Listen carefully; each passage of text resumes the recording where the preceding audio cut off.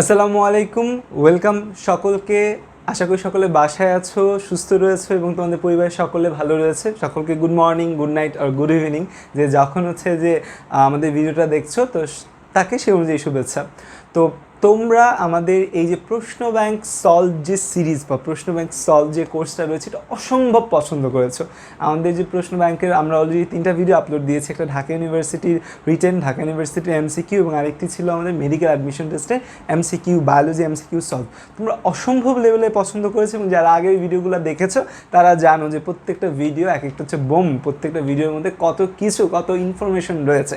এবং আমি গ্যারান্টি দিয়ে বলতে পারি আমরা যদি আমাদের এই 100টা ভিডিওর মতো যে করার আমাদের প্ল্যান রয়েছে, এই সিরিজটা যদি আমরা কমপ্লিট করতে পারি ইনশাল্লাহ, জাস্ট এই 100টা ভিডিও ভালো করে দেখলে, নোট করলে তোমরা যে কোনো জায়গায় অ্যাডমিশন টেস্ট দিতে গেলে মিনিমাম 80%-এর মতো প্রশ্ন কমন পাবে ইনশাল্লাহ। আমরা হচ্ছে যে এটা আশা রাখতে পারি। তো এবং হচ্ছে যে আমরা একটু রেগুলার ভিডিও দিব বলেছিলাম, যে রবি সোম মঙ্গল বুধ এই 4 দিন ভিডিও দিব। সো বুধ আর বৃহস্পতিবার আমরা ভিডিও দিতে পারিনি একটু ব্যস্ততার কারণে, কারণ অলরেডি এখন আমার প্রায় অনলাইনে 4টার মতো কোর্স চলছে। সো দ্যাটস ওয়াই হচ্ছে যে এই ভিডিওতে টাইম দেওয়াটা আমার জন্য একটু টাফ। তাও আমি চেষ্টা করছি আমার যতটুকু সময় রয়েছে তার মাঝখান থেকে তোমাদের সকলের জন্য এই কোর্সটা উপহার দেওয়ার জন্য। সো আমরা আর কথা না বলে শুরু করে দিই। এমনি আমাদের ভিডিও লং হয়, সে নিয়ে অনেকের অভিযোগ, ভাই এত বড় ভিডিও দেখতে ভালো লাগে না। সো এত বড় ভিডিও দেখতে ভালো না লাগলেও দেখতে হবে, কারণ হচ্ছে যে আমরা জানি এবং আমরা চাই যে তোমরা সকলে খুব ভালো করো অ্যাডমিশন টেস্টে, এবং তোমরা যারা নিজেদের ক্যারিয়ারকে সুন্দর করতে চাও তাদের জন্য এই ভিডিওগুলো যেন একটা প্লাস পয়েন্ট হয়ে দাঁড়ায়। এটা জাস্ট একটা ইউটিউবে একটা সিম্পল নট ভিডিও হয়ে যেন না যায়। তো আমরা শুরু করে দিই। সো আসো, আমাদের প্রথম প্রশ্ন যে রক্তনালীর সংকোচন, আমরা এর আগে 10টা প্রশ্ন অলরেডি কমপ্লিট করেছি। রক্তনালীর সংকোচন ঘটিয়ে রক্তপাত হ্রাস করে কোনটা? আমাদের প্রায়ই আমাদের হাত কেটে যেতে পারে, যে কোনো জায়গায় কেটে যেতে পারে, আমাদের হাত পা যে কোনো জায়গা, আমাদের বডির যে কোনো জায়গায় একটা কাটতে পারে, এটাকে আমরা কাট উন্ড বলি। তো আমাদের কোনো জায়গায় যদি একটু কেটে যায়, কেটে যাওয়ার পর আমাদের সেই জায়গায় রক্ত কিন্তু আজীবন পড়ে না। যদি রক্ত আজীবন পড়ে তাহলে আমরা বাঁচবো না। আর যদি কারো রোগ থাকে বা ব্লিডিং কোনো ডিসঅর্ডার থাকে, তার রক্ত আজীবন পড়তে থাকবে, সে বাঁচবে না। সো আমাদের রক্ত জমাট বাঁধে, এটা একটা কমন জিনিস, আমাদের রক্ত জমাট বাঁধবে। এই যে রক্ত জমাট বাঁধার যে জমাট বাঁধার প্রসিডিউরের মধ্যে প্রথম কাজ হচ্ছে আমাদের রক্তনালীকে সংকুচিত হয়ে রক্তক্ষরণ কমাতে হবে।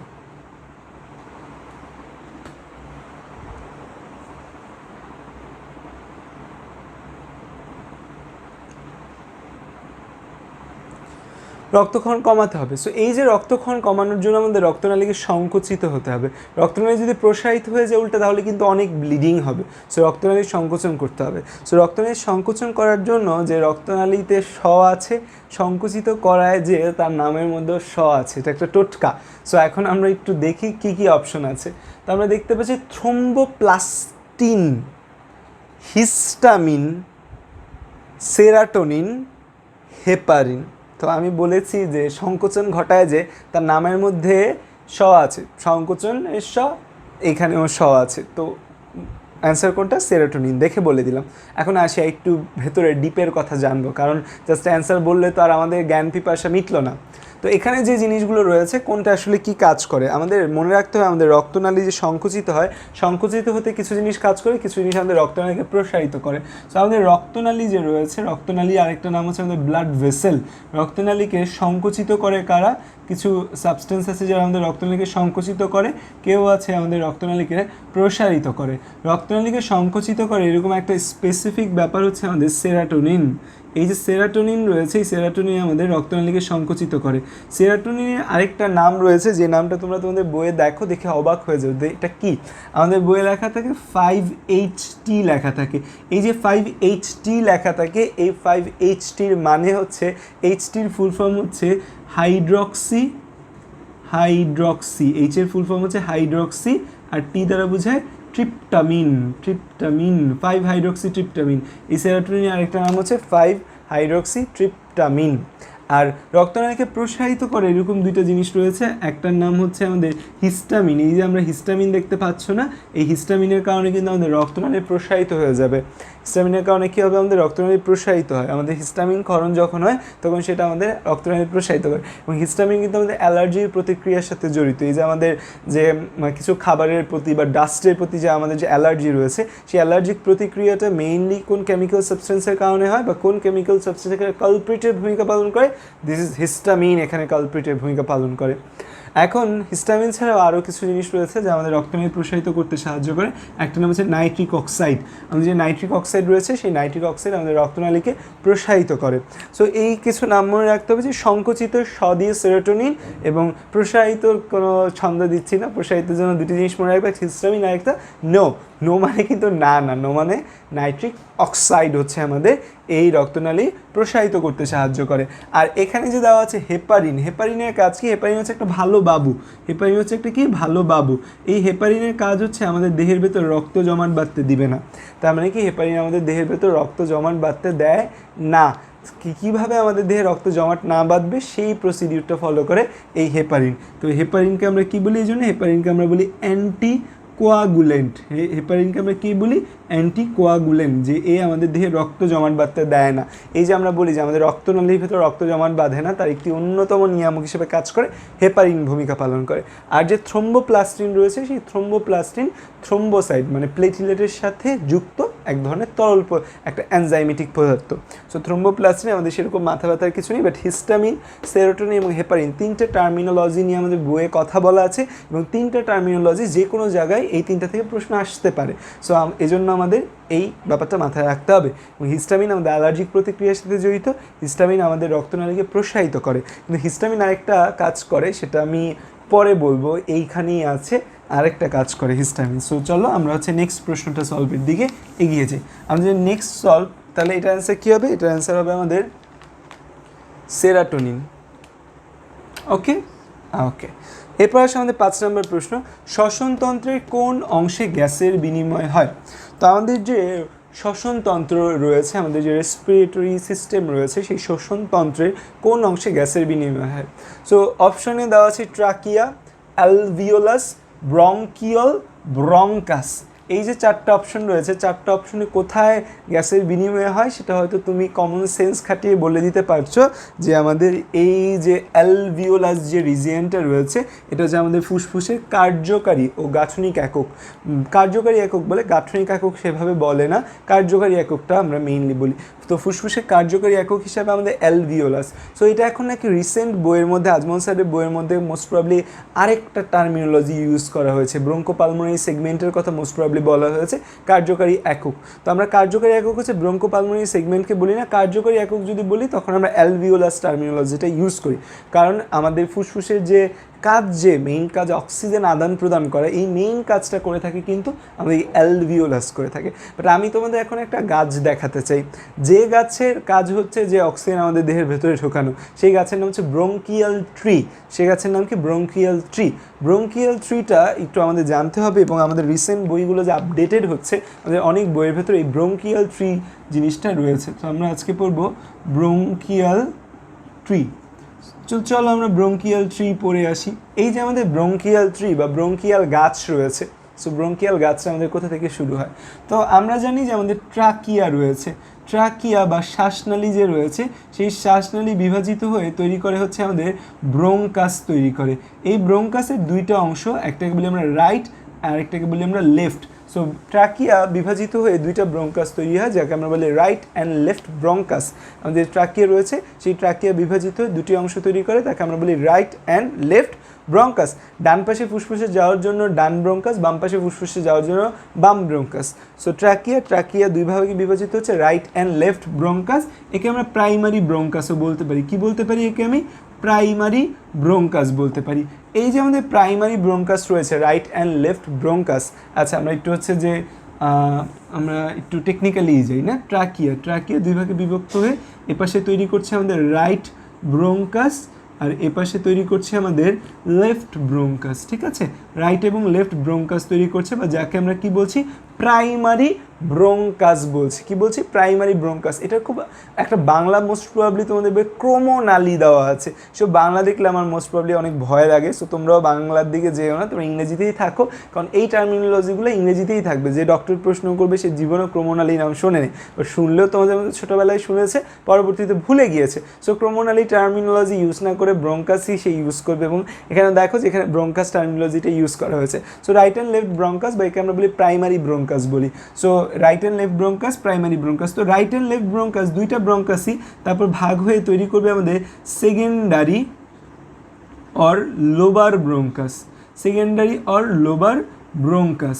তো এই ভাইও হচ্ছে একে ফলো করবে, এই ভাইও ফলো করে সেকেন্ডারি বা লোবার ব্রঙ্কাস তৈরি করবে। তো আমি এখানে তোমাদের একটা জিনিস দেখাতে চাই, এই ধরো আমাদের ফুসফুস, এই বোর্ড নাড়াচাড়া করতেছে, এই হচ্ছে আমাদের একটা ধরো ফুসফুস, ঠিক আছে, সমুচার মতো দেখতে।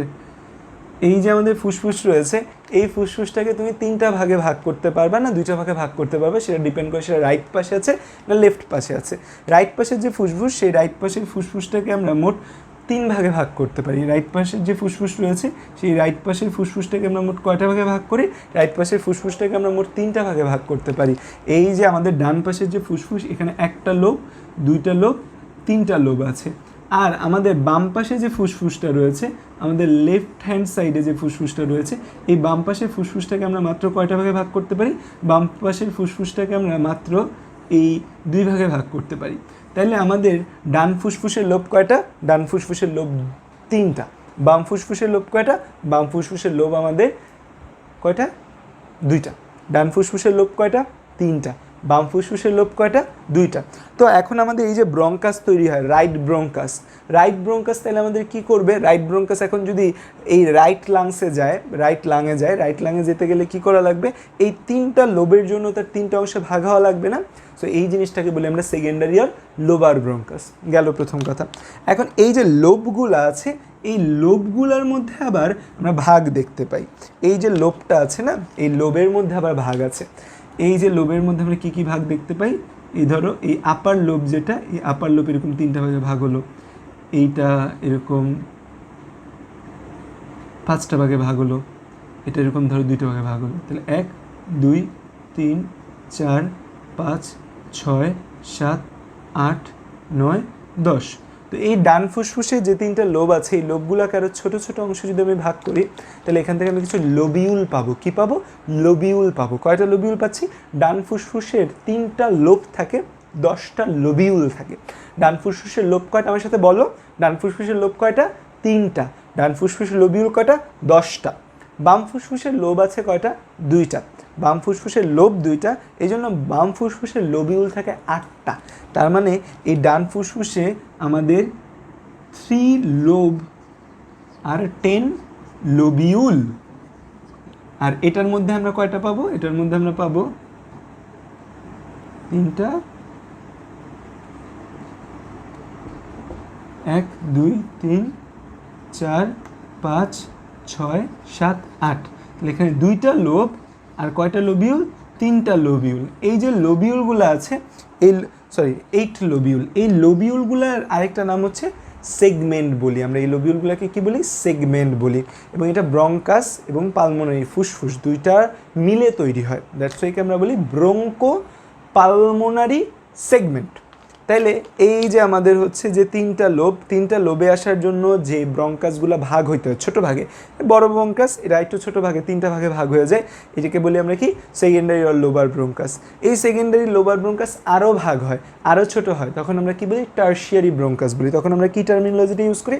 টার্সিয়ারি ব্রঙ্কাস টার্মিনোলজিটা ইউজ করি, বা সেগমেন্টাল ব্রঙ্কাস টার্মিনোলজিটা ইউজ করতে পারি। তাহলে এই যে রাইট ব্রঙ্কাস, রাইট ব্রঙ্কাসটার কয়টা সেকেন্ডারি আর লোবার ব্রঙ্কাস তৈরি হবে? রাইট ব্রঙ্কাসের তৈরি হবে 3টা। আর লেফট ব্রঙ্কাসের কয়টা তৈরি হবে? 2টা সেকেন্ডারি আর লোবার ব্রঙ্কাস। এই সেকেন্ডারি যে ব্রঙ্কাস আছে, সেকেন্ডারি ব্রঙ্কাস থেকে আমাদের তৈরি হবে টার্সিয়ারি और সেগমেন্টাল। এবার বুঝতে পেরেছো যে তোমাদের বইয়ে কেন টার্সিয়ারি और সেগমেন্টাল ব্রঙ্কাস বলেছে?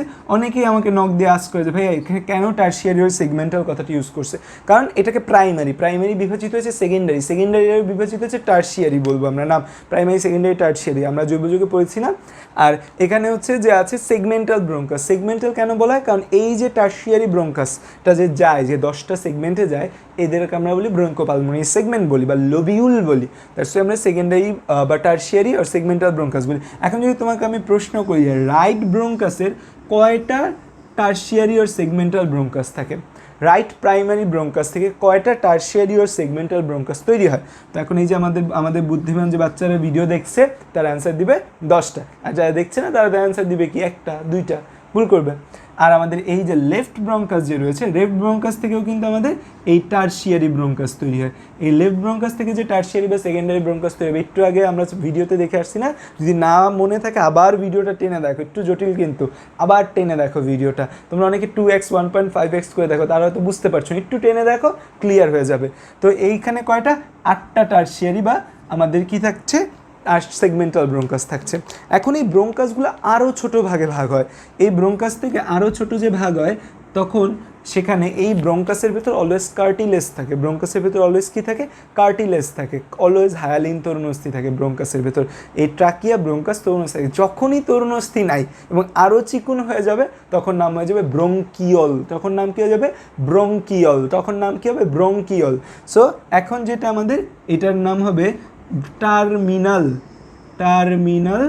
ব্রঙ্কিয়ল।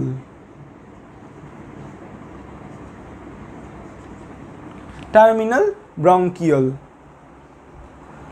ব্রঙ্কিয়ল হলো। এই টার্মিনাল ব্রঙ্কিউলে কোনো আমাদের তরুণস্থি নেই। টার্মিনাল ব্রঙ্কিউলের পর তৈরি হয় আমাদের রেসপাইরেটরি ব্রঙ্কিউল।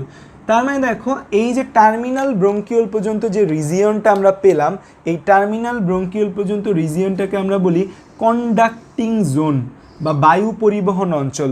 এই টার্মিনাল ব্রঙ্কিউল পর্যন্ত আমরা যে রিজিয়নটা পাই, এই রিজিয়নটাকে আমরা বলি কন্ডাক্টিং জোন বা বায়ু পরিবহন অঞ্চল। এখন শুরু হচ্ছে এই যে রেসপাইরেটরি ব্রঙ্কিউল পেলাম না, এই রেসপাইরেটরি ব্রঙ্কিউল থেকে শুরু হবে আমাদের কি জোন, রেসপাইরেটরি ব্রঙ্কিউল থেকে শুরু হবে আমাদের রেসপাইরেটরি জোন। এই রেসপাইরেটরি ব্রঙ্কিউলের পর তৈরি হয় আমাদের অ্যাট্রিয়াম। তারপর আসে আমাদের, আমরা আমাদের যাওয়ার জায়গা নেই। আচ্ছা, অ্যাট্রিয়াম আমি এ পাশে লিখছি ছোট করে, তোমরা একটু জুম করে নিয়ে এটা লিখে ফেলো, অ্যাট্রিয়াম। তারপর আসে আমাদের অ্যালভিওলার ডাক্ট। তারপর আসে আমাদের অ্যালভিওলার স্যাক। তারপর আসে আমাদের অ্যালভিওলাস। তাহলে এই যে পুরো ধাপগুলো, এইতে আমাদের রেসপিরেটরি ব্রঙ্কিউল থেকে শুরু করে টার্মিনাল ব্রঙ্কিউল পর্যন্ত অংশটাকে আমি কি বলি, কন্ডাক্টিং জোন। এরা বায়ু পরিবহন করে, যে শ্বাস নিচ্ছি বা নাক দিয়ে শ্বাস আসছে, বায়ুটাকে নিয়ে যাবে এই পর্যন্ত। কিন্তু এই রেসপিরেটরি ব্রঙ্কিউল থেকে শুরু করে বায়ুর আদান প্রদান শুরু হবে। বাতাসের আদান প্রদান শুরু হবে কোথা থেকে, এই রেসপিরেটরি ব্রঙ্কিউল থেকে শুরু করে। Respiratory bronchiole, atrium, alveolar duct, alveolus sac. And main কাজটা, বাতাসে আদান প্রদান, অক্সিজেন গ্রহণ, কার্বন ডাইঅক্সাইড ত্যাগের মেইন কাজটা কোথায় ঘটবে, এই অ্যালভিওলাসে ঘটবে। সো আমরা অ্যান্সার আগেই জেনে ফেলেছি অ্যালভিওলাস, কিন্তু এখানে আমরা একটা ব্রঙ্কিয়াল ট্রি শিখলাম। আবারও একটু বলি, ট্রাকিয়া বিভাজিত right and left bronchus. Right bronchus থেকে 3টা সেকেন্ডারি ও লোবার ব্রঙ্কাস, 3টা সেকেন্ডারি লোবার ব্রঙ্কাস আরও বিভাজিত হয় 10টা টারশিয়ারি ও সেগমেন্টাল ব্রঙ্কাস। লেফট সাইডে কয়টা, 2টা লোবার ব্রঙ্কাস। টারশিয়ারি ও সেগমেন্টাল ব্রঙ্কাস কয়টা, 8টা। সেগুলো আরও বিভাজিত হয় তরুণাস্থিহীন যে চিকুন নালী তৈরি হয় তাকে বলি ব্রঙ্কিউল। তো ব্রঙ্কিউল একটা শেষ হয়ে যায় এই জায়গায়। কেন শেষ, কারণ কন্ডাক্টিং জোন এই জায়গায় শেষ, তাকে বলি টার্মিনাল ব্রঙ্কিউল। তারপর থেকে অক্সিজেন আদান প্রদান, কার্বন ডাইঅক্সাইড আদান প্রদান শুরু হয়েছে, দ্যাটস ওয়াই এই জায়গার নাম রেসপিরেটরি ব্রঙ্কিউল। তারপর অংশের নাম অ্যাট্রিয়াম, তারপর অ্যালভিওলার ডাক্ট, অ্যালভিওলার স্যাক, থলি, পুরোটাকে বলি অ্যালভিওলাস বলি। সো এটা হচ্ছে আমাদের রেসপিরেটরি, এটাকে বলি আমরা ব্রঙ্কিয়াল ট্রি বলি, ঠিক আছে। সো এই ব্রঙ্কিয়াল ট্রিটা আশা করি তোমরা একে মুখস্থ করে ফেলবে, আর ভুল হবে না এই ব্রঙ্কিয়াল ট্রি। এবার আসে আমাদের নেক্সট প্রশ্ন, যেটা আমাদের নেক্সট প্রশ্ন হচ্ছে আমাদের, দেখো আমাদের এই 4-5 অধ্যায় থেকে না, 4 অধ্যায় মানে আমাদের মেডিকেলীয় প্রশ্ন যদি তুমি দেখো 3 থেকে প্রশ্ন আসে বেশি, 4 থেকে আসে বেশি। 5, 6, 7 এই 3টা থেকে একটা করে প্রশ্ন আসে, একটা বা 2টা। 5, 6 থেকে একটার বেশি প্রশ্ন কখনোই আসে না। এবার আসো যে আমাদের, এবং প্যাচাবে কিন্তু কঠিন প্রশ্ন করবে, কিন্তু তোমার 3 থেকে 4 থেকে, এখান থেকে কঠিন প্রশ্ন করবে না। এরপর আসো যে নিচের কোনটা ইরাইথ্রোপয়েটিন তৈরি করে। ইরাইথ্রোপয়েটিন কোথায় তৈরি হয়, ইরাইথ্রোপয়েটিন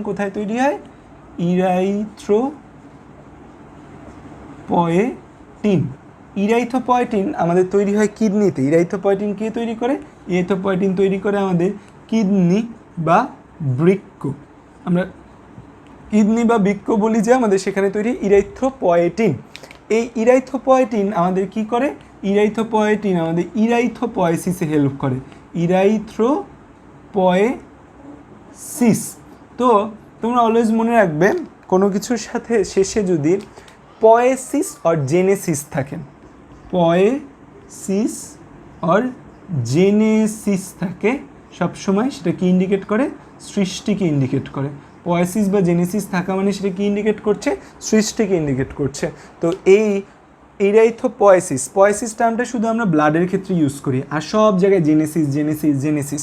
সো পয়েসিস মানে ব্লাড সেল তৈরি, ব্লাডের মানে ইরাইথো মানে লাল, তার মানে কি লাল রক্তকণিকা তৈরি, বা এর আরেকটা নাম হচ্ছে আরবিসি আমরা বলতে পারি, ঠিক আছে? ইরাইথোপয়েসিস মানে আরবিসি তৈরি করা।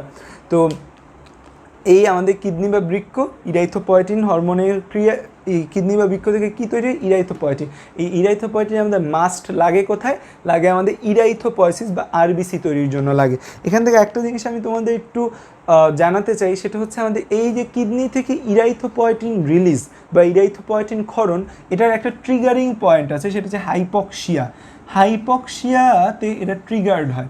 এখন তুমি বলবা যে ভাই আপনি আমাদের কি কঠিন কঠিন টার্মিনোলজি পড়াচ্ছেন। দেখো কঠিন টার্মিনোলজি না, আমি তোমাদের মাথায় ঢুকিয়ে দিচ্ছি। হাইপক্সিয়া মানে হাইপো মানে কম, অক্সিয়া মানে অক্সিজেন, হাইপক্সিয়া, হাইপো মানে কম, অক্সিয়া মানে অক্সিজেন, অক্স কথাটা আসছে কোথা থেকে? অক্স কথাটা আসছে অক্সিজেন। আর ইয়া মানে হচ্ছে, এটা আসছে হচ্ছে যে ব্লাড থেকে, ঠিক আছে? মানে ব্লাডে কম বোঝাচ্ছে, তার মানে আমাদের যখন ব্লাডে অক্সিজেন কম থাকে সেই কন্ডিশনকে আমরা বলি হাইপক্সিয়া, বা এমন একটা কন্ডিশন যেখানে আমি অক্সিজেন কম পাচ্ছি। ধরো তুমি মাউন্ট এভারেস্টে উঠলে তোমার অক্সিজেন ঘনত্ব বেশি থাকবে না কম থাকবে? অবশ্যই কম থাকবে। তো এমন একটা সিচুয়েশন যেখানে অক্সিজেনের পরিমাণ কম থাকবে, সেই কন্ডিশনকে বলে হাইপক্সিয়া। সো হাইপক্সিয়া কিন্তু এই ইরাইথোপয়েটিন তৈরিটাকে ট্রিগার করে। তোমাদের বই স্পেসিফিকভাবে উল্লেখ করা আছে, যখন আমাদের অক্সিজেন স্বল্পতা হয় তখন ইরাইথোপয়েটিন বেশি ক্ষরণ হয়। ইরাইথোপয়েটিন বেশি ক্ষরণ হলে আমাদের আরবিসি প্রোডাকশন বেশি হবে। সো একটা মানুষ যদি হচ্ছে খুব উচ্চতায় থাকে, মাউন্টেনে থাকে যারা, সেই মাউন্টেনিয়ানদের দেখা যাবে যে আমাদের ব্লাডে আরবিসির পরিমাণ অনেক বেশি থাকে। কেন থাকবে? কারণ তারা হাইপক্সিক কন্ডিশন আছে। হাইপক্সিক কন্ডিশন মানে কি? অক্সিজেন কম থাকলে কে ট্রিগার্ড হবে? বৃক্ক বা কিডনি ট্রিগার্ড হবে। কেন ট্রিগার্ড হবে? কারণ সে জানে আমাদের বডিতে অক্সিজেন ক্যারি করার ক্যাপাবিলিটি আছে আরবিসি। সো সে বেশি বেশি ইরাইথোপয়েটিন ক্ষরণ হবে। ইরাইথোপয়েটিন আমাদের বোন ম্যারোতে গিয়ে বেশি বেশি ইরাইথোপয়েসিস বা আরবিসি তৈরি করবে। সো এই জিনিসটা আমাদের মাথায় ঢুকিয়ে ফেলতে হবে। এবং আমাদের এই ইরাইথোপয়েটিন কে ক্ষরণ করে? ইরাইথোপয়েটিন ক্ষরণ করে আমাদের বৃক্ক। অন্তঃকশেরুকা চাকতি মানে দুইটা আমাদের ভার্টিব্রা আছে। এটা ধরো একটা ভার্টিব্রা, এটা একটা ভার্টিব্রা, হ্যাঁ, এটা একটা ভার্টিব্রা মানে কশেরুকা। দুইটা কশেরুকার মাঝখানে একটা ডিস্ক থাকে। দুইটা কশেরুকার মাঝখানে একটা কী থাকে? ডিস্ক থাকে। এই ডিস্কটাকে আমরা বলি অন্তঃকশেরুকা চাকতি, মানে তোমাদের বই বলা আছে, আর আমরা আমাদের ভাষায় বলি ইন্টার। কার মাঝখানে আছে? দুইটার মাঝখানে। কার? ভার্টিব্রা, ইন্টারভার্টিব্রাল ডিস্ক বলি আমরা একে। সো ইন্টারভার্টিব্রাল ডিস্ক থাকে দুইটা ভার্টিব্রার মাঝখানে। সো ইন্টারভার্টিব্রাল ডিস্ক কোন ধরনের তরুণস্থি? এইটা আমি তোমাদের এখন পড়াবো না, আমার আগের একটা ভিডিও আছে তরুণস্থি নিয়ে বানানো, সেই ভিডিওটা আমি ডিসক্রিপশনে দিয়ে দিব। কিন্তু তোমরা যারা ফাঁকিবাজ আছো সেই ভিডিও দেখবে না, তাদের জন্য এইটার অ্যান্সার আমরা সেই ভিডিওর ক্লিপ থেকে কালেক্ট করছি। সো এটার অ্যান্সার আমি আগেই বলে নিই যে অন্তঃকশেরুকা চাকতি কোন ধরনের তরুণস্থিময় হবে? এটা হবে শ্বেততন্তুময় বা হোয়াইট ফাইব্রাস তরুণস্থি। কেন? চলো এই ভিডিওটা দেখি। উদাহরণ যদি বলি, আমি তোমাদের বলবো হায়ালিন তরুণস্থি কোনো উদাহরণ তুমি মনে রাখবে না। হায়ালিন তরুণস্থি কোনো উদাহরণই তোমার মনে রাখা লাগবে না, তুমি মনে রাখবে ইলাস্টিক তরুণস্থির উদাহরণ। ইলাস্টিক তরুণস্থির উদাহরণ আমরা মনে রাখি যে বুয়েটের একটা বিখ্যাত সাবজেক্ট, বুয়েট কি মানে বাংলাদেশের ইঞ্জিনিয়ারিং সেক্টরে একটা বিখ্যাত সাবজেক্ট, তার নাম হচ্ছে ট্রিপল ই দিয়ে আমরা মনে রাখি। তো ট্রিপল ই দিয়ে আমরা কী মনে রাখবো? ট্রিপল ই দ্বারা আসে হচ্ছে আমাদের এক্সটার্নাল ইয়ার। এই যে আমাদের এক্সটার্নাল ইয়ার দেখতে পাচ্ছ না, আমাদের এই এক্সটার্নাল ইয়ার, এটা হচ্ছে ইলাস্টিক তরুণস্থি। তার মানে আসে আমাদের, আমি যদি লিখি তাহলে আসে কি? এক্সটার্নাল ইয়ার টার্মটা ইউজ করা হয়েছে। আমি কিন্তু এখানে পিনা কথাটা ইউজ করিনি, আমি এখানে কি ইউজ করিনি? পিনা ইউজ করিনি, আমি এক্সটার্নাল ইয়ার ইউজ করছি। এক্সটার্নাল ইয়ার মানে বহির্কর্ণ, সো এক্সটার্নাল ইয়ার মানে যেহেতু আমাদের বহির্কর্ণ, সো মানে কি? পিনা প্লাস আমাদের কর্ণকুহর। আমাদের কর্ণকুহরের মধ্যে কতটুকু অংশ তরুণস্থিময় থাকে? আমাদের কর্ণকুহরের মধ্যে যতটুকু অংশ তরুণস্থিময় থাকে পুরো অংশটাও কিন্তু ইলাস্টিক তরুণস্থি। তার মানে পিনা আর কর্ণকুহর দুইটা আমাদের ইলাস্টিক তরুণস্থি। এই ই দ্বারা যেটা বোঝায় সেটা হচ্ছে এপিগ্লটিস। এপিগ্লটিস মানে আলজিহ্বা, এপিগ্লটিস মানে আমাদের আলজিহ্বা, এপিগ্লটিস মানে আমাদের উপজিহ্বা, এপিগ্লটিস মানে আমাদের উপজিহ্বা। এই জায়গাটায় আমাদের এরকম একটা জিনিস থাকে, তার নাম এপিগ্লটিস বা উপজিহ্বা। তারপর এই দ্বারা যেটা আসে, এটা আসে ইউস্টেশিয়ান টিউব। আমাদের যে ইউস্টেশিয়ান টিউব রয়েছে মধ্যকর্ণের মধ্যে, যে ইউস্টেশিয়ান টিউবটি রয়েছে, সেই ইউস্টেশিয়ান টিউবও কিন্তু আমাদের কি এই ইলাস্টিক তরুণস্থি। সো এরা হচ্ছে আমাদের ইলাস্টিক তরুণস্থি। ইলাস্টিক তরুণস্থি আমি কী দিয়ে মনে রাখবো? ট্রিপল ই দিয়ে মনে রাখবো। সো এই ইলাস্টিক তরুণস্থি ভোলা যাবে না, অবশ্যই মনে রাখতে হবে ইলাস্টিক তরুণস্থি। তাহলে ইলাস্টিক তরুণস্থির ব্যাপারটা গেল। এখন যদি আমি এই হোয়াইট ফাইব্রাস তরুণস্থির কথা বলি, যে আমি হোয়াইট ফাইব্রাস তরুণস্থির নাম মনে রাখবো। হোয়াইট ফাইব্রাস তরুণস্থি যদি আমি মনে রাখি, মনে রাখতে হবে হোয়াইট ফাইব্রাসগুলো আমাদের অস্থি সন্ধিতে থাকে, দুটো অস্থির সংযোগী স্থলে থাকতে পারে হোয়াইট ফাইব্রাস, এবং কমনলি দুইটা জায়গায় থাকে, এবং এই দুইটার জিনিস জানতেই হবে। এক নম্বরে এই যে হোয়াইট ফাইব্রাস, এক নম্বরে এটা কোথায় থাকে? এক নম্বরে এই হোয়াইট ফাইব্রাস থাকে আমাদের যে দুইটা ভার্টিভা, দুইটা কশেরুকার মাঝখানে একটা ডিস্ক থাকে, দুইটা কশেরুকার মাঝখানে একটা কী থাকে? ডিস্ক থাকে। দুইটা কশেরুকার মাঝখানে যে একটা ডিস্ক থাকে তাকে বলি আমরা ইন্টারভার্টিভাল ডিস্ক, বা তোমাদের বইয়ের মতো বা খাঁটি বাংলা ভাষায় আন্তঃকশেরুকা চাকতি, সেই ইন্টারভার্টিভাল ডিস্কের মধ্যে থাকে। ইন্টারভার্টিব্রাল ডিস্ক, ঠিক আছে? এই ইন্টারভার্টিভাল ডিস্কের মধ্যে আমাদের কী থাকে? এই ইন্টারভার্টিভাল ডিস্কের মধ্যে হোয়াইট ফাইব্রাস টিস্যু থাকে বা আন্তঃকশেরুকা চাকতি। আরেকটা জিনিস যেটা থাকে, যে জায়গায় থাকে, আমাদের দুইটা হিপবোন রয়েছে, দুইটা হিপবোন থাকে আমাদের হিপবোন বলি, বা আমরা পিউবিক বোনও বলি এই জিনিসকে। দুইটা হিপবোনের মধ্যে যে সংযোগ স্থল, দুইটা হিপবোনের মধ্যে সংযোগ যে জায়গাটা রয়েছে, এই যে দেখো সংযোগ যে জায়গাটা রয়েছে, এই জায়গাটাকে কিন্তু বলা হয় পিউবিক সিমফাইসিস বলা হয়। সো আরেকটা যে জায়গাটায় থাকে সেই জায়গাটার নাম কিন্তু পিউবিক সিমফাইসিস। তার মানে আরেকটা যেখানে থাকছে সে জায়গাটার নাম কিন্তু আমাদের পিউবিক সিমফাইসিস।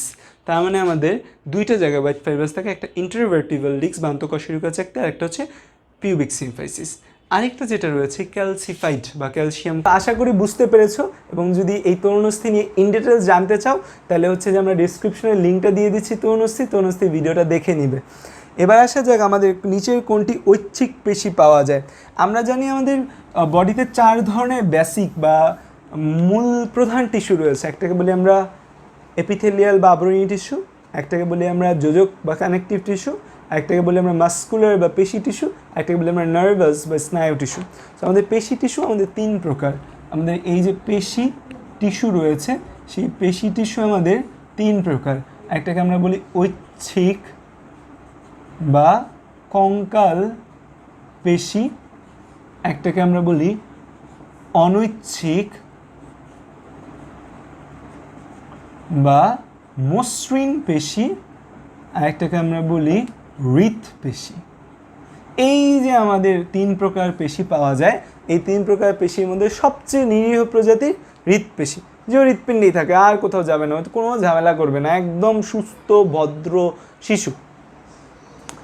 অনৈচ্ছিক পেশি আর মসৃণ পেশি, অনৈচ্ছিক পেশি বা মসৃণ পেশি এবং কঙ্কাল পেশি, তারা কোথায় থাকে সেটা নিয়ে আমরা একটু চিন্তায় ভুগি, আল্লাহ সে কোথায় আছে, কইসে।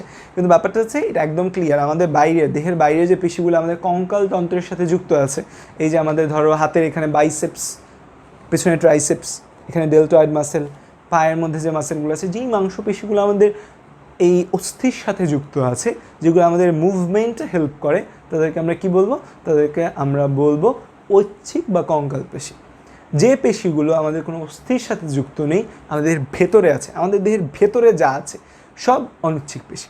এখন এইখানে একটা ব্লাইন্ড কথা ব্যবহার করেছে, আমাদের দেহের ভেতরে যা আছে, আমাদের দেহের ভেতরে একদম মুখ থেকে শুরু করে এর ভেতরে যা আছে হৃৎপিণ্ড ছাড়া সব মসৃণ পেশি বা অনৈচ্ছিক পেশি, এক্সেপ্ট দুইটা টিস্যু ছাড়া। একটা হচ্ছে আমাদের জিভ, আর একটা হচ্ছে আমাদের এই মধ্যচ্ছদা মানে ডায়াফ্রাম।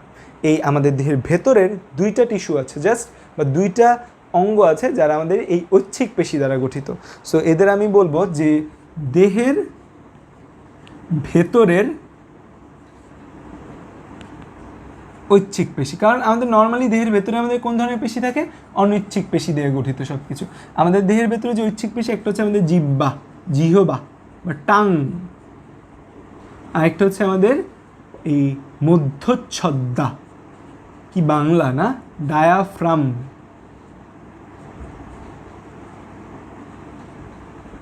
ঠিক আছে, সো আমাদের এই দুইটা জিনিস রয়েছে। এখন এখানে কি বলেছে, কোনটা ঐচ্ছিক পেশি পাওয়া যায়?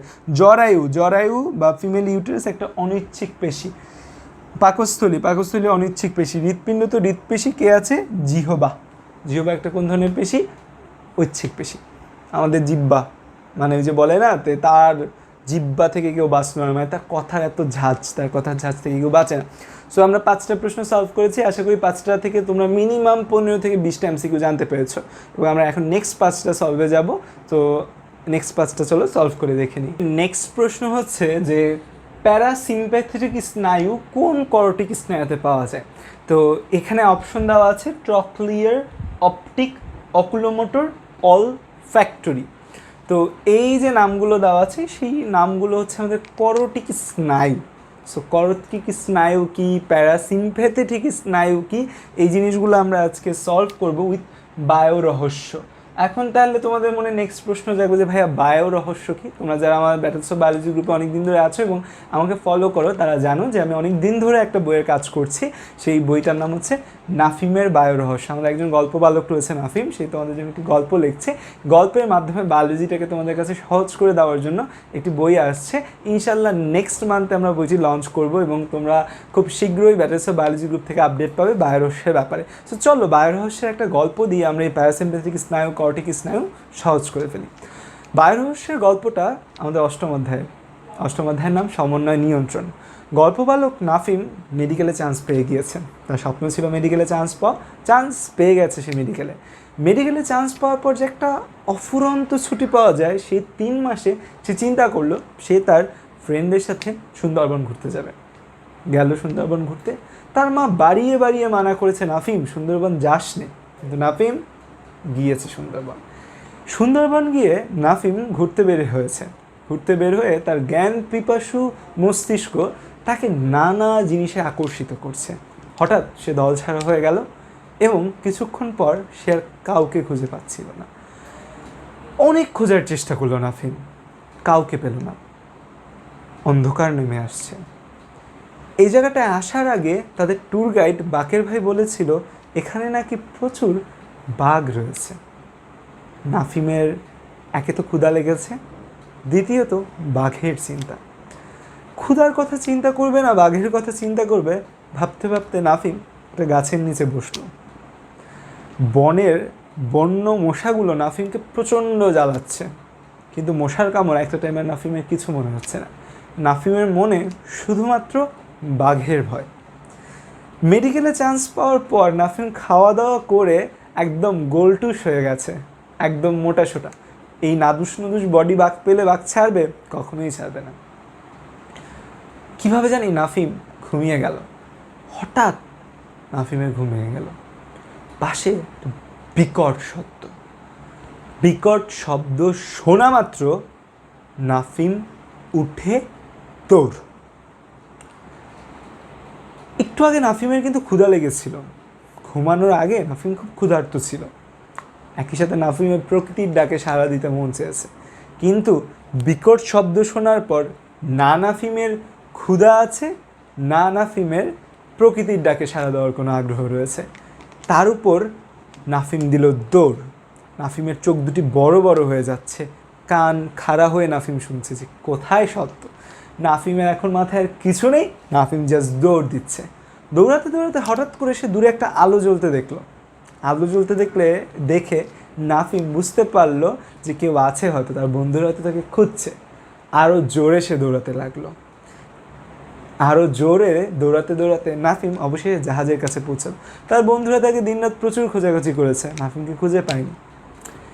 ট্যুর গাইড বাকের ভাই এত বছর ধরে সুন্দরবন আসছে, কিন্তু কখনো কেউ হারিয়ে যায়। ফার্স্ট নাফিম হারিয়ে গেছে। বাকের ভাই ভাবছিল আচ্ছা মতো ছেলেটাকে বকা দেওয়া যাক, কিন্তু ফিমার দিকে তাকিয়ে নাফিম ভাইয়ের বকা দিতে পারলো না। ফিমা মেয়েটা একদম পাগল। নাফিম হারিয়ে যাওয়ার পর থেকে কান্নাকাটি করে চোখ ফুলে ফেলেছে। নাফিম কোনো মতে জাহাজে উঠল। ফিমাকে দেখে নাফিম চোখ সরিয়ে অন্যদিকে চলে গেল। ইদানিং ফিমার ইমোশন অনেক বেড়ে গেছে। এত ইমোশনকে পাত্তা দেওয়া যাবে না। মেয়েদের ইমোশন খুবই ভয়াবহ একটা জিনিস। আর নাফিমের যে লক্ষ্য সেই লক্ষ্যে পৌঁছাতে পারবে না নাফিম এই ইমোশনের দিকে নজর দিলে। নাফিম গোসল করে তার কেবিনে গিয়ে বসলো। শুয়ে শুয়ে নাফিম ভাবছিল সারাদিনে তার সাথে হলো কি। হঠাৎ দৌড়াতে দৌড়াতে সে তাদের জাহাজ খুঁজে পেল, কিন্তু এর আগেও তো নাফিম খুঁজতে পারত, খুঁজলো না তো। নাফিম বসেছিল। নাফিম বসে বসে তার দেহে শক্তি সঞ্চয় করেছে, কিন্তু যখনই একটা ভয়াবহ শব্দ পায় তখনই সে দৌড়ানো শুরু করে। কি ঘটেছিল নাফিম ভাবতে ভাবতে তার বায়োরহস্য বইটি বের করলো এবং তার সাথে আজকে ঘটনার সাথে আমাদের মস্তিষ্কের সংযোগ খুঁজে বের করার চেষ্টা করলো। নাফিম চিন্তা করতে থাকলো একটা বিকট শব্দ শোনার পর নাফিমের কী কী ঘটনা ঘটেছিল। নাফিম কিছু ঘটনা খুঁজে পেল। নাফিম লিখে ফেললো যে শব্দ শোনার পর নাফিমের কী কী হয়েছিল।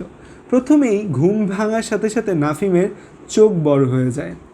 নাফিম জানে যে চোখ বড় হয়ে যাওয়ার সাথে সাথে আমাদের চোখের যে পিউপিল আছে, তারারন্ধ্র রয়েছে, সেটি বড় হয়ে গিয়েছে। তারপর নাফিমের মনে হচ্ছিল তার হৃৎপিণ্ড যেন তার দেহ থেকে বের হয়ে যাবে, তার হৃদস্পন্দন বেড়ে যায়। এই হৃদস্পন্দন বেড়ে যাওয়ার পর নাফিমের আরেকটি জিনিস মনে হয় যে ঘুমানোর আগে নাফিমের প্রচণ্ড ক্ষুধা ছিল। ঘুমানোর আগে নাফিমের প্রচণ্ড প্রকৃতির ডাকে সাড়া দেওয়ার ইচ্ছে ছিল, বাট কোনোটি আর রইল না। তার মানে নাফিমের ক্ষুধা হ্রাস পায়, একই সাথে নাফিমের মূত্রত্যাগের ইচ্ছাও নিবারণ হয়। এই যে ঘটনাগুলো, এই ঘটনাগুলো নাফিম বিপদে পড়েছে দেখে হয়েছে। নাফিমের যে কন্ডিশনটা ছিল এটি ছিল একটি ইমার্জেন্সি কন্ডিশন।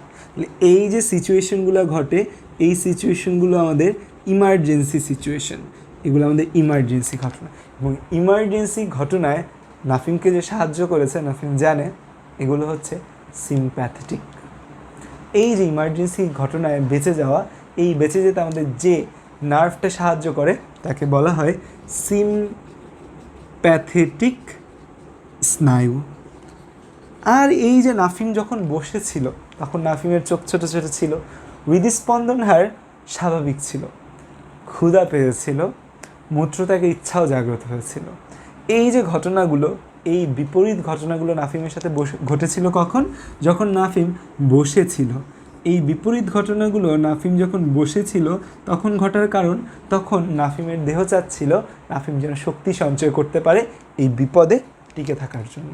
তো এই যে নাফিম শক্তি সঞ্চয় করলো, এইটা আমাদের কি রিজার্ভিয়র মানে সঞ্চয়ী জিনিস। এই সঞ্চয়ী ঘটনাটা কি বলি? সঞ্চয়ী ঘটনাকে বলি আমরা সিম্প্যাথেটিক, না সিম্প্যাথেটিকের বিপরীত কি বলবো আমরা? প্যারাসিম্প্যাথেটিক ঘটনা বলে নাফিম উদ্ধৃত করলো যে প্যারাসিম্প্যাথেটিক। তাহলে সিম্প্যাথেটিক ঘটনা ঘটেছে নাফিম বিপদে পড়ায়, তখন নাফিম স্বাভাবিক ছিল, তখন নাফিমের সাথে কী ঘটলো? প্যারাসিম্প্যাথেটিক ঘটনা ঘটেছে স্বাভাবিক অবস্থা। ঠিক আমাদের বডির সাথেও যখন আমরা স্বাভাবিক অবস্থায় থাকি তখন আমাদের সাথে এই প্যারাসিম্প্যাথেটিক ঘটনা ঘটে, আমাদের বডিতে শক্তি সঞ্চয়ের চেষ্টা চলে। যখন বিপদে পড়ি তখন আমাদের ইমার্জেন্সি বা সিম্প্যাথেটিক স্নায়ু কাজ করে। এখন এই সিম্প্যাথেটিক প্যারাসিম্প্যাথেটিকের ঘটনা কোথা থেকে চলে আসলো নাফিমের মাথায়? সিম্প্যাথেটিক প্যারাসিম্প্যাথেটিক চিন্তা করতে গিয়ে নাফিম চিন্তা করলো যে আসলেই কীভাবে এই কাজগুলো ঘটে। আমরা যদি আমাদের নার্ভাস সিস্টেমের কথা চিন্তা করি, আমাদের নার্ভাস সিস্টেমের কথা চিন্তা করে নাফিম দেখলো যে আমাদের দুটি অংশ রয়েছে। একটাকে বলি আমরা সেন্ট্রাল নার্ভাস সিস্টেম বা কেন্দ্রীয় স্নায়ুতন্ত্র, আরেকটা হচ্ছে আমাদের পেরিফেরাল নার্ভাস সিস্টেম বা প্রান্তীয় স্নায়ুতন্ত্র। তার মানে এটাকে আমরা বলি কেন্দ্রীয় স্নায়ুতন্ত্র, এটাকে আমরা বলি প্রান্তীয় স্নায়ুতন্ত্র।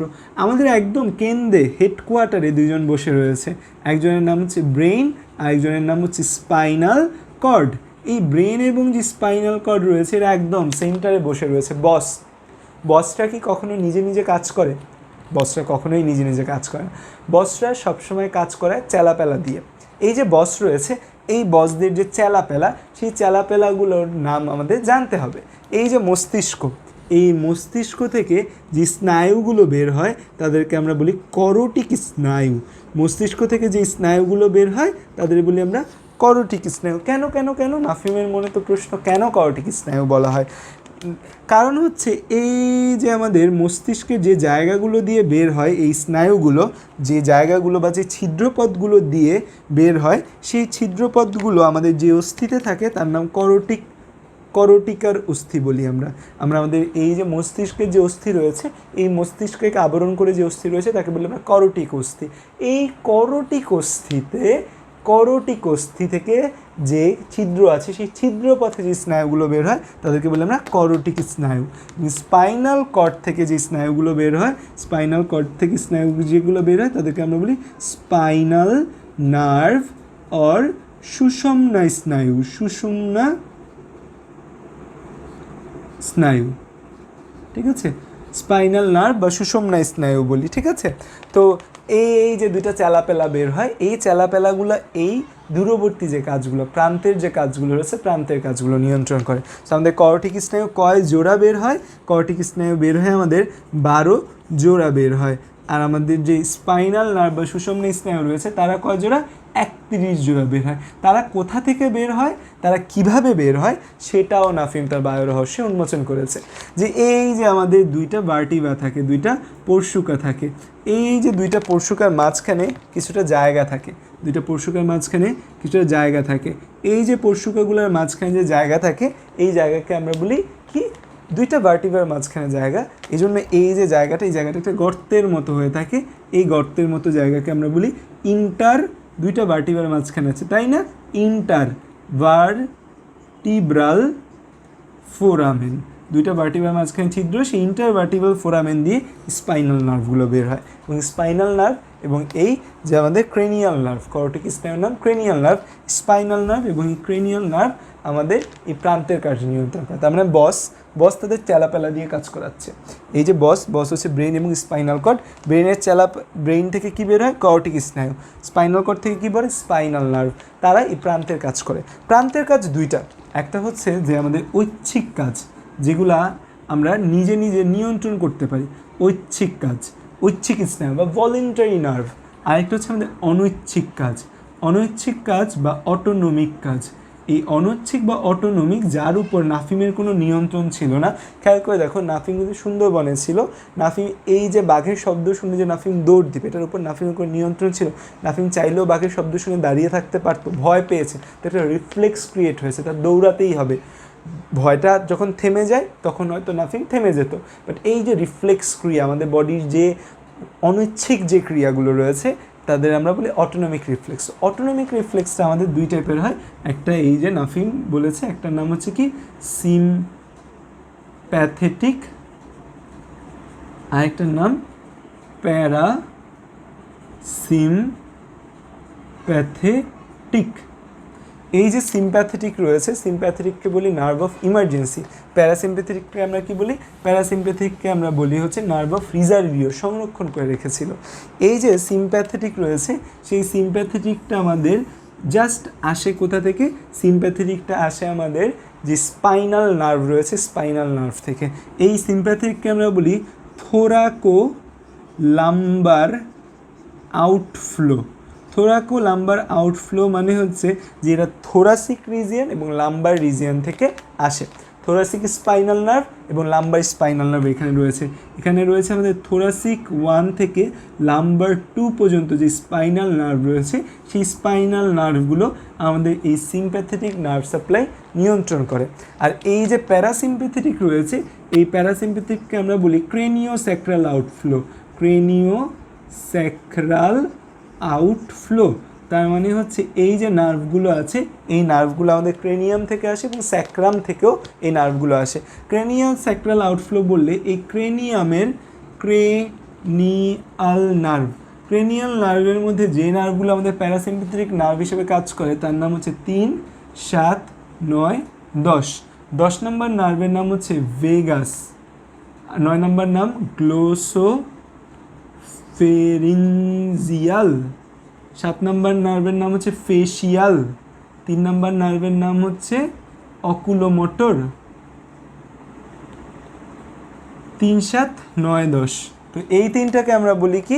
প্যারাসিম্প্যাথেটিক স্নায়ু। তাহলে দেখো কোনটা হবে অ্যান্সার? অকুলোমোটর হবে অ্যান্সার। তাহলে দেখো আমরা বায়োরহস্যের সাথে পড়ে আমরা কিন্তু একসাথে অনেকগুলো এমসিকিউ এখান থেকে জেনে নিলাম। আমাদের ক্রেনিয়াল নার্ভ ক জোড়া, 12 জোড়া, স্পাইনাল নার্ভ ক জোড়া, 31 জোড়া, কেন্দ্রীয় স্নায়ুতন্ত্রে কী আছে, মস্তিষ্ক সুষুম্নাকাণ্ড। তারপর হচ্ছে আমাদের সিম্প্যাথেটিক নার্ভ কারা কারা, থোরাকোলাম্বার আউটফ্লো T1 থেকে L2, এটা হচ্ছে সিম্প্যাথেটিক। আর হচ্ছে প্যারাসিম্প্যাথেটিক কারা, ক্রেনিও স্যাক্রাল আউটফ্লো। ক্রেনিয়ালের মধ্যে কোনটা, 4টা, স্যাক্রালের মধ্যে স্যাক্রাল 1 এবং স্যাক্রাল 2, এরা হচ্ছে আমাদের প্যারাসিম্প্যাথেটিক নার্ভ হিসেবে কাজ করে। তার মানে খেয়াল করো, এই যে আমাদের মস্তিষ্ক এবং স্পাইনাল কর্ড, যে বস দুইজন বসে আছে, এই বসের চেলাপেলা দিয়েই কিন্তু নিয়ন্ত্রিত হচ্ছে আমাদের সিম্প্যাথেটিক এবং প্যারাসিম্প্যাথেটিক নার্ভ সাপ্লাই। আশা করি বুঝতে পেরেছো। এবং বায়োরহস্যতে এরকম নানা গল্পের মাধ্যমে, গল্পের ছলে আমরা তোমাদের বায়োলজি মনে রাখার সিস্টেম ডেভেলপ করছি। আশা করি এই বায়োরহস্য, বায়োপিডিয়া এবং খতম সিরিজের বইগুলো বের হওয়ার পর তোমাদের বায়োলজি নিয়ে ভীতি আর ইনশাল্লাহ থাকবে না, এবং ইনশাল্লাহ আমরা বইগুলো স্ট্যান্ডার্ডভাবে বের করতে পারবো। অনেকেই বলছে যে তাড়াহুড়া করে বই বের করার, বাট আমি হচ্ছে যে একটু ধীরে সুস্থে বের করছি, যেন বইগুলো স্ট্যান্ডার্ড নিয়ে বা মান নিয়ে তোমাদের মাঝখানে কোনো সন্দেহ না থাকে। তাহলে আমরা 16টা প্রশ্ন সলভ করলাম। আমরা যদি 17 নম্বর প্রশ্নতে যাই এবং 18, 19, আমাদের আর জুলজির 3টা প্রশ্ন বাকি রয়েছে, 17, 18, 19। তো আমরা এই 3টা প্রশ্ন এখন সলভ করব। আমাদের নেক্সট 3টা প্রশ্ন হচ্ছে যে, প্রথম প্রশ্ন, কোন গ্রন্থিটা ভিন্ন প্রকৃতির? কোন গ্রন্থিটা আমাদের ভিন্ন প্রকৃতির গ্রন্থি? তাই দেখো, আমাদের গ্রন্থি বলতে আমরা কী বুঝি, যা কোনো কিছু ক্ষরণ করে তাকে আমরা গ্রন্থি বলি। গ্রন্থির ক্ষরণ অন্তঃক্ষরা বা বহির্ক্ষরা 2 টাইপের হতে পারে। অন্তঃক্ষরা মানে হচ্ছে যা রক্তনালীতে তার ক্ষরণটা নির্গত করে, মানে অন্তরে ক্ষরণ করে, রক্তনালীতে ক্ষরণ করে, তাকে বলি অন্তঃক্ষরা। আর যা একটা নালীর মাধ্যমে, একটা ছোট ডাক্ট বা নালীর মাধ্যমে ক্ষরিত করে তার কাছাকাছি কোথাও জায়গায়, তাকে আমরা বলি বহির্ক্ষরা। সো অন্তঃক্ষরা থেকে ক্ষরিত হয় অন্তঃক্ষরা মানে অন্তর, অন্তর মানে মন, মানে হরমোন। আর বহির্ক্ষরা থেকে কী ক্ষরণ হয়, এনজাইম ক্ষরিত হয়। সো এখানে যারা দেওয়া আছে অ্যাড্রেনাল, শুক্রাশয়, ডিম্বাশয়, অগ্নাশয়। সো অ্যাড্রেনাল গ্রন্থির ব্যাপারে আমি আগের ভিডিওতেও বলেছিলাম যে আমাদের যে বৃক্ক রয়েছে, আমাদের দুই পাশে যে 2টা কিডনি রয়েছে, এই কিডনির উপরে টুপির মতো একটা গ্রন্থি থাকে। কী আকৃতি, টুপির মতো একটা গ্রন্থি থাকে। এই টুপির মতো গ্রন্থিটাকে আমরা বলি অ্যাড্রেনাল গ্ল্যান্ড বলি। অ্যাড্রেনাল, বা যেহেতু আমাদের কিডনির উপরে, এই জন্য সুপ্রা মানে উপরে, কিডনির উপরে, তার মানে রেনাল আর গ্রন্থি গ্ল্যান্ড, এখান থেকে যে ক্ষরণ হয় তাকে আমরা কি বলি, আমরা আমাদের এখান থেকে কর্টেক্স মেডুলা থেকে 2 টাইপের ক্ষরণ হয়। এটা আমি ঢাকা ইউনিভার্সিটির মোস্ট প্রবাবলি যে ভিডিওটা ছিল সেখানে সলভ করেছি ইন ডিটেলস। সো ঢাকা ইউনিভার্সিটির সলভটা যদি কেউ না দেখে থাকো, এটা দেখে আসতে পারো কিন্তু। তো এখন হচ্ছে যে আমাদের অ্যাড্রেনাল বা সুপ্রারেনাল গ্ল্যান্ড, এখান থেকে যা ক্ষরণ হয় সেটা হচ্ছে টোটালি এটা হরমোন ক্ষরিত হয়। তার মানে এটা একটা পিওর অন্তঃক্ষরা গ্রন্থি হচ্ছে এই অ্যাড্রেনাল গ্ল্যান্ড। নামের শেষে শয় থাকলে, শয় মহাশয়, এই যে শয় থাকা মানে নামের শেষে সে হচ্ছে আমাদের অগ্নাশয়, শুক্রাশয়, ডিম্বাশয়। এই যে 3 শয় আছে না, শয় থাকা মানে তার একটা মিশ্র গ্রন্থি। প্রতি বছর মেডিকেল অ্যাডমিশন টেস্টে আসে নিচের কোনটা মিশ্র গ্রন্থি, নিচের কোনটা মিশ্র গ্রন্থি, না প্রায় বছর, প্রতি বছর না প্রায় বছর। তো এই 3টা আমাদের কী গ্রন্থি, মিশ্র গ্রন্থি। কেন এদের মিশ্র গ্রন্থি বলবো, মিশ্র গ্রন্থি কাদের বলবো, যারা একই সাথে এনজাইম ক্ষরণ করবে, আবার একই সাথে হরমোন ক্ষরণ করবে। সো এনজাইম এবং হরমোন দুইটাই যারা ক্ষরণ করে তাদেরকে আমরা বলি মিশ্র গ্রন্থি বলি। যারা এনজাইম এবং হরমোন দুইটাই ক্ষরণ করে তাদেরকে আমরা কী বলি, মিশ্র গ্রন্থি বলি। তো এই শুক্রাশয়, ডিম্বাশয়, অগ্নাশয়, এই 3 শয় মহাশয়, তারা একই সাথে এনজাইম এবং হরমোন দুইটাই ক্ষরণ করতে পারে। তাই সোয়ে আমরা তাদের কী বলি, মিশ্র গ্রন্থি বলি। কী বলি, মিশ্র গ্রন্থি। মহাশয়, ম দিয়ে মিশ্র, শয় দ্বারা এই 3টা আসে, মিশ্র গ্রন্থি। কেউ আবার মলাশয় বইল না, ঠিক আছে, মলাশয় কিন্তু কোনো গ্রন্থি না। অনেকেই বলে মলাশয়, মলাশয় কোনো গ্রন্থি না, ঠিক আছে। সো আমাদের শয় দিয়ে আসে এই অগ্নাশয়, শুক্রাশয়, ডিম্বাশয়, এই 3টা হচ্ছে আমাদের মিশ্র গ্রন্থি। এটা মেডিকেলের জন্য ভেরি ইম্পর্টেন্ট একটা প্রশ্ন, যে কোনো মিশ্র গ্রন্থি না। আরও অনেক মিশ্র গ্রন্থি আছে, তোমরা বলো ভাই গ্যাস্ট্রিক গ্রন্থি, আন্তরিক গ্রন্থি, নানা মিশ্র গ্রন্থি আছে, বাট সেগুলো আমরা সেইভাবে নজরআন্দাজ করি না। আমরা এই 3টা গ্রন্থিকে খুব স্ট্রংলি নজরআন্দাজ করি। সো এই 3টা গ্রন্থি খুবই খুবই খুবই ইম্পর্টেন্ট, যে এটা আমাদের মিশ্র গ্রন্থি। তাহলে দেখো, এটা মিশ্র গ্রন্থি, আর ওইটা শুধুমাত্র হরমোন ক্ষরণ করে। সো যে শুধুমাত্র হরমোন ক্ষরণ করে সে কেমন গ্রন্থি, হরমোন ক্ষরণ করলে সে হচ্ছে শুধুমাত্র হরমোন ক্ষরণ করলে সে অন্তঃক্ষরা গ্রন্থি। সো তাহলে দেখো যে 3টা মিশ্র গ্রন্থি, একটা অন্তঃক্ষরা গ্রন্থি। তাহলে ভিন্ন প্রকৃতির কে হবে, এই অ্যাড্রেনাল গ্রন্থি যে আছে সেই ভিন্ন প্রকৃতির গ্রন্থি আমাদের। এবার আসা যাক রক্তকণিকা, কোন রক্তকণিকা অ্যান্টিবডি তৈরি করে। সো এখানে দেখো যে নামগুলো দেওয়া আছে, বি লিম্ফোসাইট, টি লিম্ফোসাইট, এগুলো সব কি আমাদের সব শ্বেত রক্তকণিকা। তো আমরা জানি আমাদের যে শ্বেত রক্তকণিকাগুলো রয়েছে, শ্বেত রক্তকণিকাগুলো খুব কাজের একটা জিনিস আমাদের শ্বেত রক্তকণিকা। তো শ্বেত রক্তকণিকা বা ডাব্লিউবিসির মধ্যে আমাদের দুইটা ভাগ আছে, একটাকে বলি আমরা গ্র্যানুলোসাইট বা যা হচ্ছে দানাদার। গ্র্যানিউল কথাটা হচ্ছে গ্র্যানিউল মানে হচ্ছে দানা, সো দানা থেকে হচ্ছে গ্র্যানুলো, আর সাইট মানে কণিকা, গ্র্যানুলোসাইট, সাইট মানে কোষ, দানাদার কোষ। এই দানাদার যে কোষ আছে তা আমাদের লোহিত রক্তকণিকা পড়ে। আরেকটাকে আমরা বলি অ্যাগ্রানুলোসাইট। তো আমাদের এই যে গ্র্যানুলোসাইট রয়েছে, গ্র্যানুলোসাইটের মধ্যে আমাদের দুইটা ভাগ আছে, একটাকে বলি আমরা মনোসাইট, আরেকটাকে বলি আমরা লিম্ফোসাইট। এই যে মনোসাইট এবং লিম্ফোসাইট রয়েছে তার মধ্যে মনোসাইটটা আমাদের যখন কোষের ভেতরে প্রবেশ করে প্রায় 5 থেকে 10 গুণ বড় হয়ে যায় কোনো টিস্যুতে প্রবেশ করলে, তখন আমরা তাকে কি বলি, আমরা বলি তাকে ম্যাক্রোফেজ।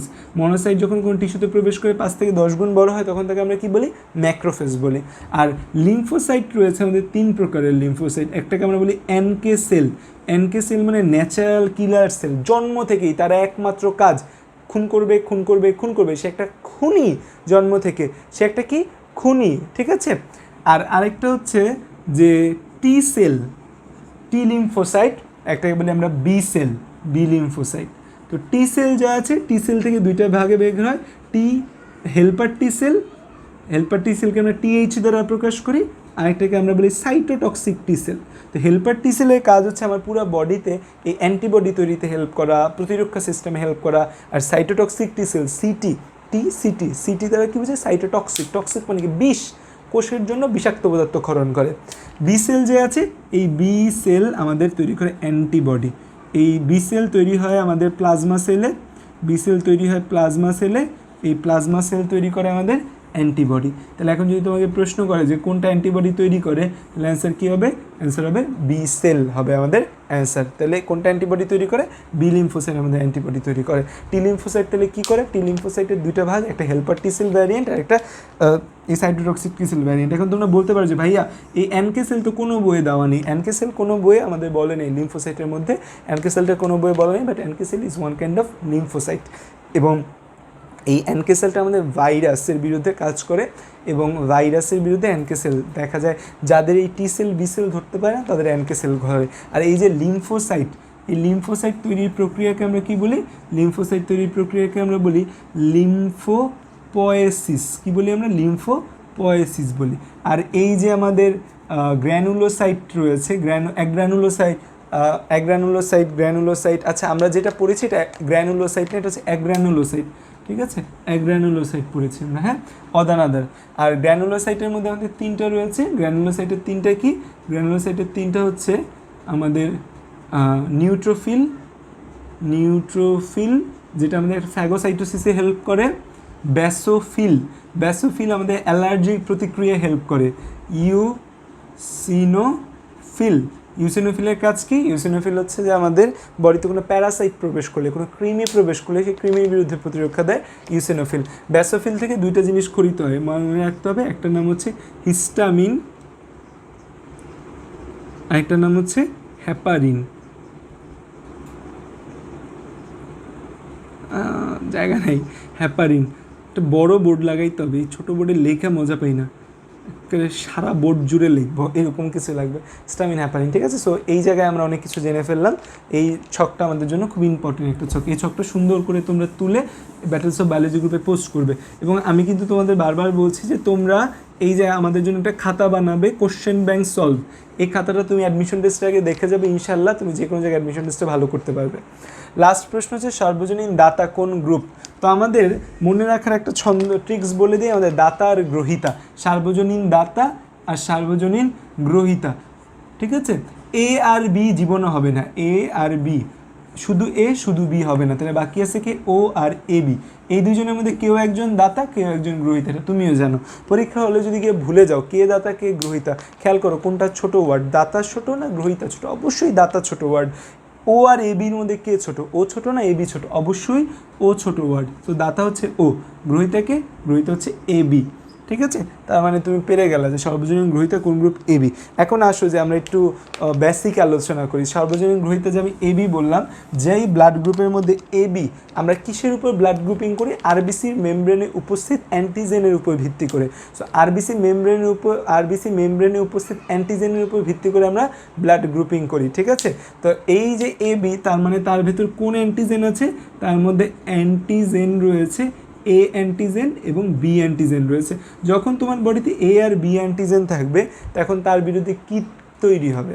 এখন তোমার বডিতে নর্মালি ধরো তোমার বডিতে এ অ্যান্টিজেন আছে, তোমার বডিতে অ্যান্টিজেন এ, এখন যে অ্যান্টিবডি তৈরি হবে তোমার বডিতে, তার নাম কী হবে? অ্যান্টিবডি তৈরি হবে অ্যান্টিবডি বি, অ্যান্টি বি বলি আমরা। ধরো তোমার অ্যান্টিজেন আছে বি, তাহলে তোমার অ্যান্টিবডি কী তৈরি হবে? অ্যান্টিবডি তৈরি হবে এ, এর বিরুদ্ধে অ্যান্টিবডি তৈরি হবে, ঠিক আছে। সো তোমার বডিতে অ্যান্টিজেন বি আছে, তার মানে তুমি বি ব্লাড গ্রুপের অধিকারী। এখন তোমার বডিতে অ্যান্টিবডি এ আছে, তুমি যদি কেউ তোমাকে ব্লাড দেয় যার ব্লাডে হচ্ছে যে আমাদের এ রয়েছে, যার ব্লাডে এ অ্যান্টিজেন আছে, তখন একজন আরেকজনকে ধরে রক্ত জমাট বাঁধায় ফেলবে। কিন্তু তুমি রক্তের গ্রুপ তোমার এ আর বি, এখন এর জন্য থাকে অ্যান্টি বি, বি এর জন্য থাকে অ্যান্টি এ। এখন তোমার এই রক্তে যদি এর জন্য অ্যান্টি বি আর বি এর জন্য অ্যান্টি এ থাকতো, তাহলে কী করতো? এই বিটা এই অ্যান্টিজেনকে ধরতো, এই এটা এই অ্যান্টিজেনকে ধরতো। তার মানে তোমার নিজের রক্ত নিজেকে ধ্বংস করে দিত। সো দ্যাটস ওয়াই আমাদের নিজেদের বাঁচার জন্য, নিজেদের সেফ থাকার জন্য আমাদের এই যে অ্যান্টিবডি আছে, এই অ্যান্টিবডির মধ্যে কোনো অ্যান্টিবডি নাই এই জায়গায়। কেন নাই? কারণ নিজের তো সেফ থাকতে হবে না, নিজের তো বাঁচতে হবে। এখন যদি আমার এখানে ধরো এখানে অ্যান্টিবডি অ্যান্টি এ এর জন্য অ্যান্টি বি আর বি এর জন্য হচ্ছে অ্যান্টি এ থাকতো, তাহলে কী করতো? অ্যান্টি বি গিয়ে এড়ে ধরতো, অ্যান্টি এ গিয়ে এড়ে ধরতো, তার মানে নিজের রক্ত নিজেকে মেরে ফেলতো, শেষ, তুমি জন্মের আগেই মারা যাবে তুমি। দ্যাটস ওয়াই আমাদের কী থাকে না, যাদের এবি ব্লাড গ্রুপ তাদের কোনো অ্যান্টিবডি থাকে না। তাদের যদি কোনো অ্যান্টিবডি না থাকে, আমি তাকে রক্ত দিলাম, ঢেলে দিলাম, এ ব্লাড গ্রুপের রক্ত দিলাম, এ ব্লাড গ্রুপের মধ্যে আছে অ্যান্টিজেন, এ ব্লাড গ্রুপের রক্ত দিলাম আমি, এ ব্লাড গ্রুপের আমি তাকে রক্ত দিলাম, এ ব্লাড গ্রুপের রক্ত দিলে